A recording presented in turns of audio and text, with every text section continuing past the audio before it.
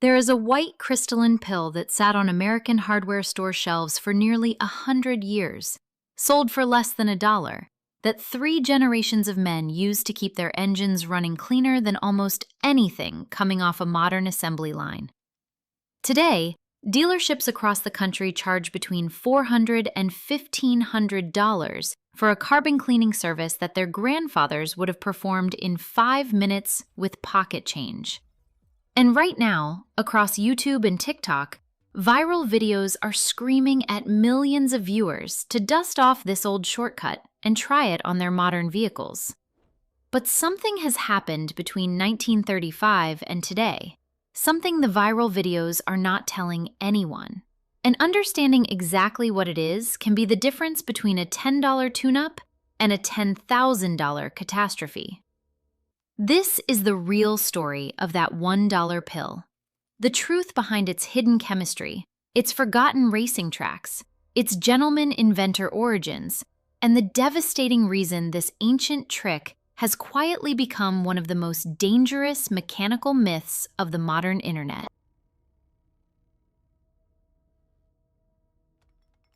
Part 1. An Oxford laboratory and the sludge no one wanted. Trace this story back far enough, and it lands not in a modern mechanic shop, but inside an Oxford laboratory in the early 1820s. The Industrial Revolution was in full roar, and the City of London, along with Manchester, Birmingham, and half the industrial towns of Britain, was drowning in a problem no one knew what to do with. The culprit was coal tar. Gasworks across Britain were burning enormous quantities of coal to produce the town gas that fueled the revolutionary new street lamps. Every ton of coal processed left behind a thick, black, foul-smelling sludge that piled up in waste yards. Farmers wanted nothing to do with it. Rivers were being poisoned by it. To most people, it was useless filth, a dark stain of progress that no one could find a use for. But John Kidd, professor of chemistry at the University of Oxford, saw something else. He took samples of this despised industrial byproduct back to his laboratory, heated it carefully, and began distilling its vapors. What condensed on the cool surfaces of his glassware stopped him cold. Shimmering white crystalline flakes, unlike almost anything previously isolated from organic matter. In March of 1821, Kidd stood before the Royal Society of London and presented his findings. He described a compound that behaved in ways no one expected. It sublimated, transforming directly from solid to gas without ever becoming liquid. It burned with a hot, luminous flame. It repelled insects with uncanny consistency, and it dissolved oily hydrocarbon residues with surprising efficiency. Kidd was not even working alone. Another chemist named Alexander Garden had reported observations on a similar substance the previous year. William Thomas Brand had added findings of his own. But it was Kidd who stitched the work together, coined the name, naphthalene, later naphthalene, and pushed it into the scientific record. 5 years later, the great Michael Faraday personally determined the compound's molecular formula, C10H8. At the time, no one could have guessed that this curious crystal, extracted from the waste of industrial England, would one day ride inside the fuel tanks of hot rods, farm trucks, and dirt track racers across the American heartland. Or that ordinary households would come to know it by an entirely different name, the active ingredient in traditional mothballs. Part 2. The Plague of Carbon and the Engines that Choked on Themselves. Fast forward nearly a century. The internal combustion engine has arrived, transforming farms, factories, and cities. Automobiles are rolling off assembly lines in numbers no one could have predicted. But these early engines were wrestling with a problem that threatened the entire promise of mechanical transportation. They were choking on their own exhaust. Carbon buildup in early engines was not a small inconvenience. It was a slow-motion catastrophe that played out 1 mile at a time. Inside those cast iron cylinders, every combustion stroke ignited a mixture of fuel and air at temperatures exceeding 500 degrees Celsius, under pressures well over 1,000 pounds per square inch. A small percentage of that fuel never fully burned. Over thousands of cycles, the unburned hydrocarbons baked onto piston crowns, valve faces, and cylinder heads, forming a dense, porous matrix of carbonized coke that no amount of high-speed airflow could dislodge. Within 20,000 miles, a typical engine of the era could lose a meaningful percentage of its power. Valves stopped sealing properly. Airflow through the combustion chamber strangled. The sharp, confident rumble of a new engine faded into a tired, sooty wheeze. And the only real solution was to tear the entire motor apart, block to head, and scrape the carbon off by hand. This was no weekend job. A full decarbonization required days of labor, specialized gaskets, and mechanical skill most drivers simply did not possess. For farmers, truckers, and tradespeople whose livelihoods depended on their machines, it was an ever-looming threat that consumed weeks of productivity every single year. Into this problem stepped a discovery that did not come from a research laboratory or an engineering firm. It came from the grease-stained hands of backyard mechanics, crop dusters, and racers, the kind of men who noticed small things because their income depended on it. Somewhere in the 1920s, across multiple unrelated workshops, a curious observation began circulating. Drop a few white crystalline pills into the fuel tank, and the engine seemed to run differently, cleaner, smoother, longer between teardowns. That pill was naphthalene, and for reasons that would take chemists decades to fully explain, there was something real buried inside the observation.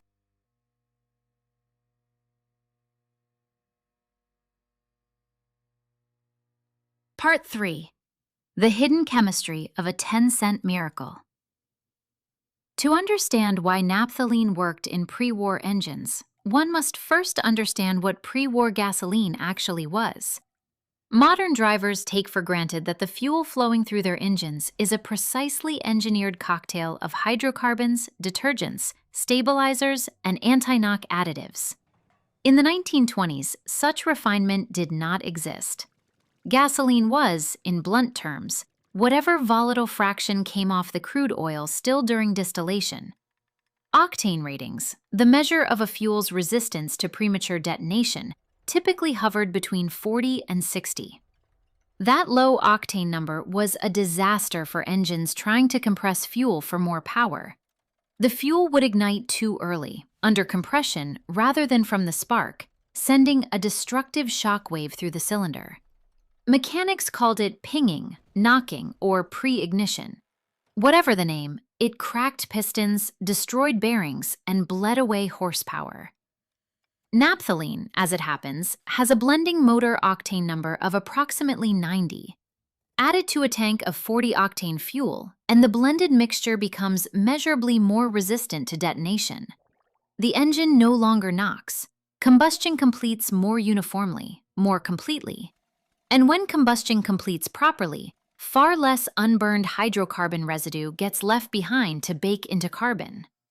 This is the quiet truth behind your grandfather's trick. Naphthalene did not magically dissolve carbon inside the engine.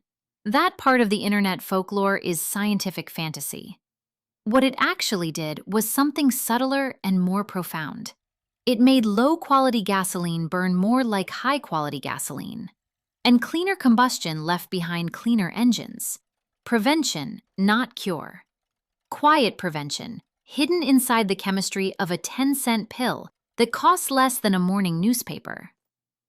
By the late 19th century, chemists had worked out naphthalene's remarkable aromatic ring structure, two fused benzene rings that gave the compound unusual thermal stability and a high-octane sealing.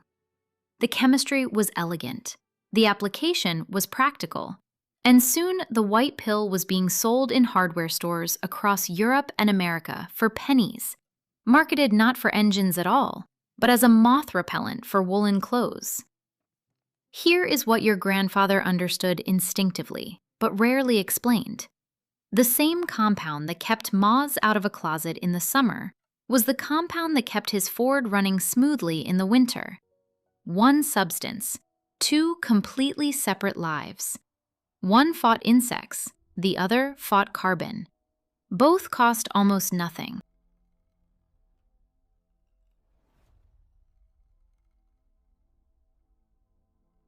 Part 4. Dirt tracks, cafe racers, and the wisdom passed hand to hand. By the 1930s, the mothball trick was no longer a secret. It had become a fixture of American automotive culture, though one almost never mentioned in polite company or in the official service manuals of Detroit. It thrived in the places where horsepower was a religion and bank accounts were thin. On dirt tracks across the Midwest, from Indiana to Iowa to the back roads of the Dakotas, Saturday night racers gathered with flathead Ford V8s and Chevy Stove-Bolt 6s, tuned far past factory specifications. Commercial racing gasoline was expensive and hard to find, but a 10-cent box of old-fashioned mothballs from the corner general store could be crushed and poured into the fuel tank before every feature race, giving those home-built engines the octane headroom to survive 100 laps of wide-open throttle without self-destructing. The practice crossed oceans as well. In post-war Britain, cafe racers on Triumph Bonnevilles and Norton Commandos passed the trick between riders at transport cafes along the old A5 and A6 motorways.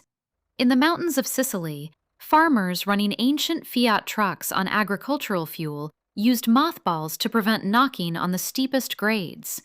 In parts of India, where fuel quality varied wildly from one petrol pump to the next, long-haul truckers drove hundreds of thousands of miles on engines kept alive, in part, by a handful of white crystals, purchased for a few rupees at a roadside stall. None of this was the result of a corporate campaign or a secret conspiracy. It spread the way all genuinely useful mechanical knowledge has always spread: mouth to mouth, hand to hand, father to son, one survivor teaching another. It was working-class wisdom. It solved a specific problem in a specific era, using a cheap, abundant compound that almost anyone could buy.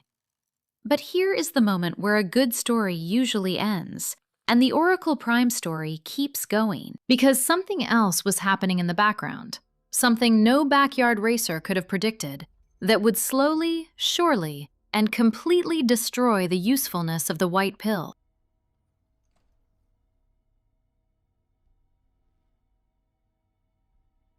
Part 5.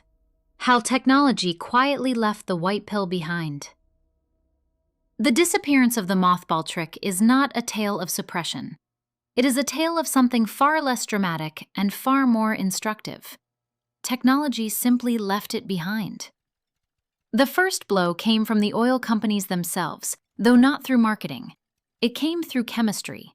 In 1921, a General Motors researcher named Thomas Midgley Jr. discovered that adding a tiny amount of tetraethyl lead to gasoline dramatically boosted its octane rating. By the mid-1930s, leaded gasoline was standard at American pumps, pushing commercial octane numbers into the 70s and 80s. By the late 1950s, premium leaded fuels were reaching 90+. Naphthalene's octane advantage, once enormous, had quietly evaporated into the fuel itself. Worse, with higher octane fuels now the norm, engine designers began building higher compression engines to take advantage of them.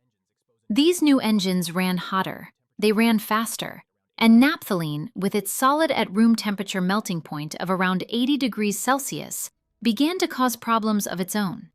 It precipitated out of gasoline as tanks cooled overnight. It clogged the tiny jets of precision carburetors. It fouled fuel filters. In the high-performance engines of the 1960s, it was no longer a helpful additive. It was a liability. Then came the structural shift that truly ended the era. In 1970, the Clean Air Act passed in the United States, mandating drastic reductions in automotive emissions. By 1975, every new American car was required by law to carry a catalytic converter, a precious metal honeycomb that scrubbed pollutants from exhaust before releasing them into the atmosphere. Leaded gasoline, which destroyed these converters, was phased out. Unleaded gasoline took over. And here is what almost no one noticed at the time. Catalytic converters are poisoned not just by lead, but by heavy aromatic hydrocarbons that burn dirty. Naphthalene, being a heavy aromatic compound, produces significant quantities of fine particulate matter and soot when combusted. In the old days, that soot simply went out the tailpipe and into the air. In the modern era, it coats the surface of the catalytic converter's precious metals, blinding the chemistry and destroying the emission system from the inside out. So the white pill did not get suppressed. It became counterproductive. With premium unleaded gasoline already rated 91 to 93 octane, there was nothing for naphthalene to boost. And with catalytic converters now standing between the combustion chamber and the open air, heavy aromatics were actively harmful to the systems they once helped. The service industry did not erase grandfather's knowledge. The knowledge simply aged out of relevance, the way horseshoes aged out of relevance when automobiles replaced carriages. What the modern service industry did do is fill the new gap that appeared, charging for carbon cleaning services that were genuinely necessary on modern engines at prices that reflected the genuine cost of specialized equipment and technician training. And there, the story could have ended peacefully. A useful trick from another era, retired with quiet dignity as technology moved forward. But that is not what happened.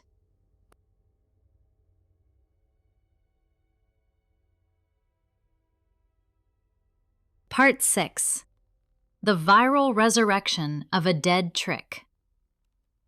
Around 2018, the mothball trick began experiencing a strange second life. Short-form videos on YouTube, TikTok, and Facebook, the kind that rack up millions of views within days, started resurfacing the old pre-war wisdom, now stripped of its historical context and repackaged for a generation of drivers who had no idea what they were looking at. The thumbnails promised miracles.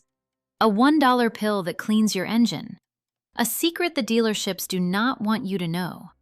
$800 saved with a trick your grandfather knew.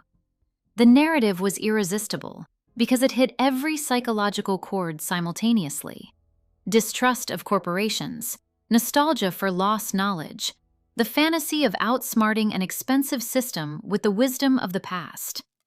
And so, across America and beyond, drivers began dropping mothballs into the fuel tanks of cars that were engineered half a century after the trick stopped working. Honda Civics, Ford F-150s, BMWs with sophisticated direct injection engines, turbocharged Audis. The results, predictably, have been a slow-motion mechanical disaster, playing out in repair bays from Sacramento to Atlanta.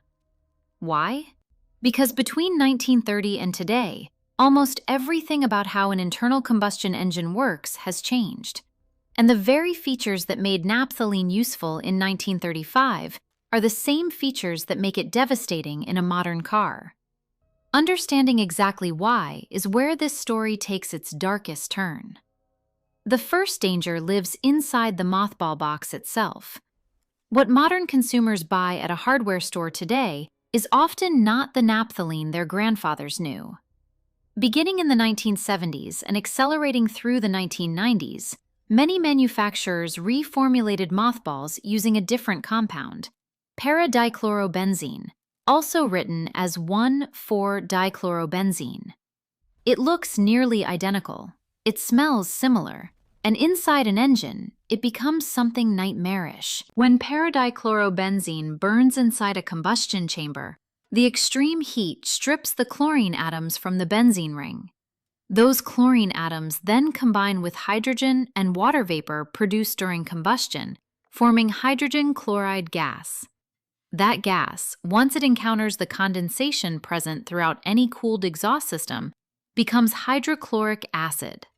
Within a few hundred miles, that acid will eat through piston rings, score cylinder walls, corrode valve stems, and chew the inside of the exhaust system into expensive scrap metal.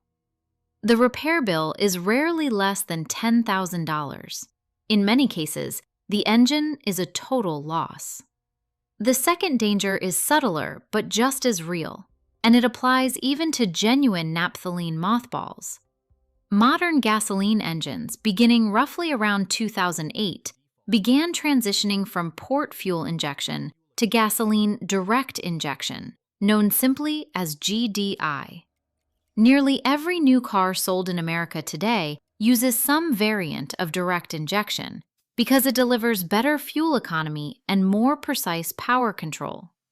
But direct injection changes everything about how carbon forms inside an engine. In an older port injection engine, fuel sprayed onto the back of the intake valves before entering the combustion chamber. Because gasoline itself is a reasonably effective solvent, it washed those valves clean on every single cycle. Any additive poured into the fuel tank, including naphthalene, could reach those valves and potentially contribute to cleaning them.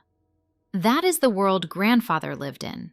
In a direct injection engine, fuel is sprayed straight into the cylinder, bypassing the intake valves entirely.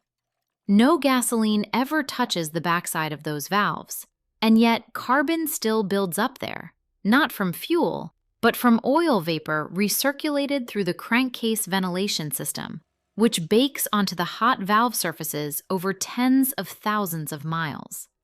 No additive poured into the fuel tank can ever reach that carbon because the fuel itself never travels down that path. The mothball trick is not just useless on a GDI engine. It is mechanically irrelevant to the actual problem. The third danger targets the catalytic converter itself, which, as mentioned earlier, is a honeycomb of platinum, palladium, and rhodium engineered to neutralize harmful exhaust gases.